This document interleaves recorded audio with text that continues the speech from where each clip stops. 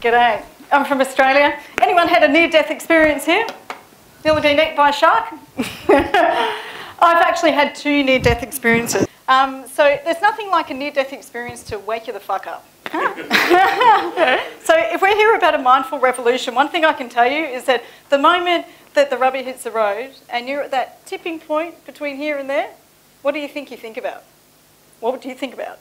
All the things you didn't do. All the things you didn't do, all the regrets that you have. And I tell you, it happens within absolute microseconds. Can't begin to explain. You get this weird thing going on in the brain where time slows down, but everything speeds up. So you're in this kind of weird time quandary and you've got a decision to make. Do you stay or do you go? What would you do?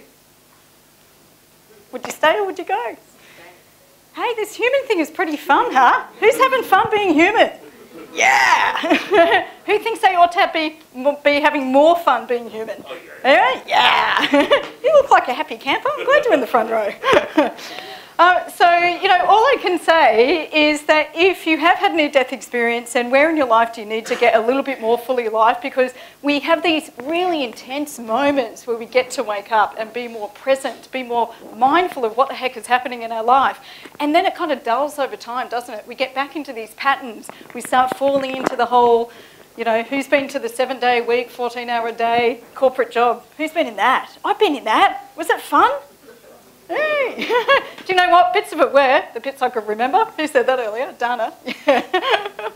Smoking the cigarettes, drinking the Red Bull. But it's kind of a passing phase, isn't it? And as we mature as human beings, we've got this real craving to start doing something a bit more meaningful, huh?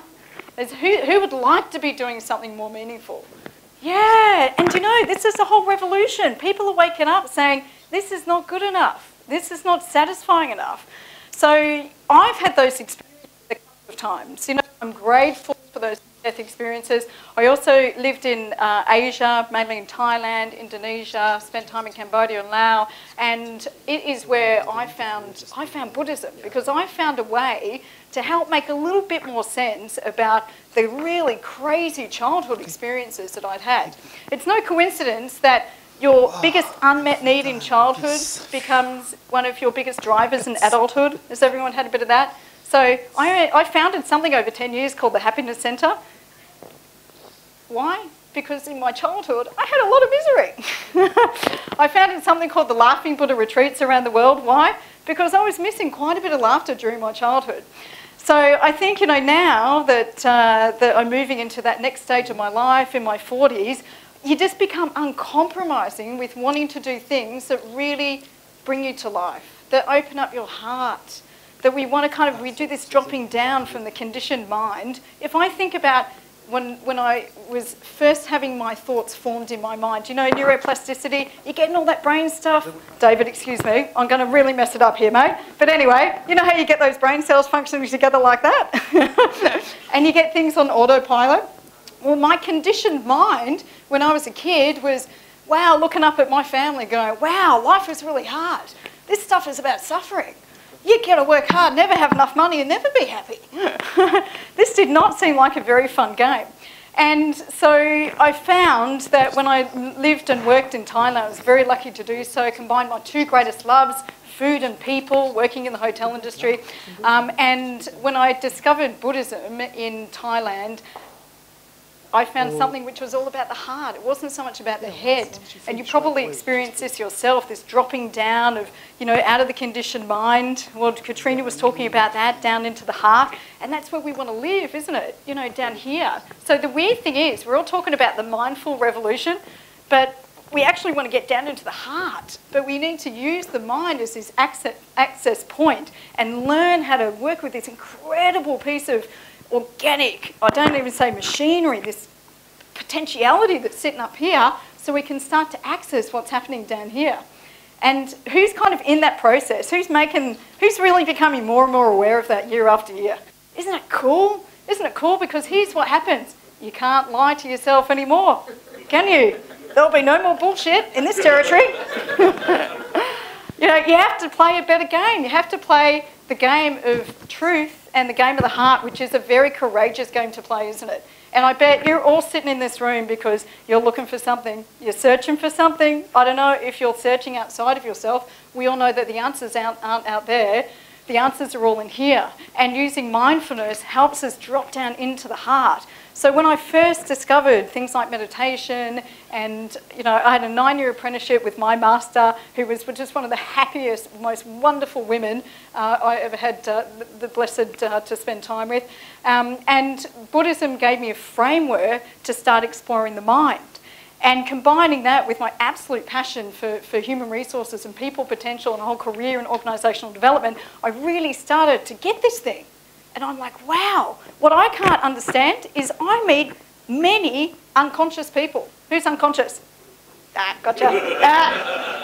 You're not sleeping, is that unconscious? So, we want to wake up. We want to wake up and start really bringing ourselves full of life energy. And it was about 10 years ago that I was the best damn employee these people ever had. I was working the 14 hours a day. I was doing the 7 days a week. I would have given these people my blood because I was so dedicated to the organisation. Then one day, I got sacked. Who's been in that shock and disbelief? I was the best employee they'd had. And I went through a bit of a mental breakdown, which is a very natural thing to do because you feel that sensation of anything you've attached to out here completely disappears. Everything you thought your identity was about just dissolves within one phone call. Now, I understood the reasons for them doing that because I was a bit too good and I was a bit of a threat. But that's okay because I thought, fuck them, if they can do it, I can do it better. Who's had that feeling before? Who's a consultant in the room? Yes. So I started to work out what does my heart want? And that was a really big question that I encourage all of you to start asking yourselves. What does your heart want? Not what you think you should do because that's a head thing, dropping that awareness down to this part of the body. And what happened is I woke up one day. Who loves it when you go to bed with a question and you wake up with the answer? Yeah? And one day I woke up saying, the happiness centre. Okay, this is going to be interesting. And within a really short space of time, this whole concept came together. The Happiness Centre I've had for, started over 10 years ago, and it's a physical centre. It used to have 3, shut 2 down, got 1 left. And, it's a physical health centre where the doors are open on the high street to help people be happier. How do we do that? Different health modalities, yoga, etc., meditation. And my vision, my dream, I don't know, because someone in the room might actually be able to help this happen. I always had a dream about high street happiness. How cool would it be next to Starbucks, next to Pret, Greg's, and the Happiness Centre? So if there's anyone in the room that thinks that's part of their heart-centred orientation, happy to have a chat. And then I started something called the Laughing Buddha Retreats, because what I've found is that there's a real need for community. Who feels a bit disconnected from community? We all do at some level. So I started this retreat concept around the world to really invite people to step away from the norm, really ask themselves some deeper questions. That's what mindfulness is. It's looking clearly, looking truthfully, and then looking a little bit deeper to get a deeper understanding. So my question to you is, what's getting your attention right now? Because when I wake up every day and meditate, excuse me, being a meditation teacher, it's part of the job. Got to get up, meditate 2-3 times a day. But I love it because it brings me so many benefits. But the question I ask myself is, what's getting my attention right now? Because you're a powerful human being. And never, ever forget how powerful you are. Because when you follow your truth and your heart, it will take you anywhere you want to go. And it will take you straight to your happiness within a handful of weeks to a handful of months. Simple as that. So have the courage to follow your heart because the universe will fall in order around you. So ask yourself tomorrow morning when you wake up, sit quietly, what's getting your attention? Focus on the happiness, focus on the heart, follow your heart, and you'll follow your truth and you'll get your freedom. Simple as that. Namaste. Thank you.